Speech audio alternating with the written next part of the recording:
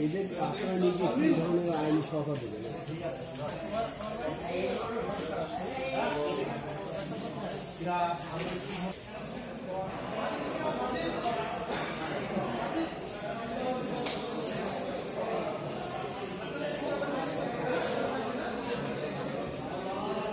আজ ভারত থেকে মূলত 30 জন শিশু যারা 18 বছরের নিচে তারা ভারত থেকে বাংলাদেশে রিপ্যাট্রিয়েশন হলো। এরা বিভিন্ন সময় ভারতে গিয়েছিল এবং তারা ভারতের বিভিন্ন হোম যেমন লিলুয়া হোম, সুকন্যা হোম, তাছাড়া কিশোলয় হোম, দেবাস্ত্র হোম, এসব হোমে ছিল।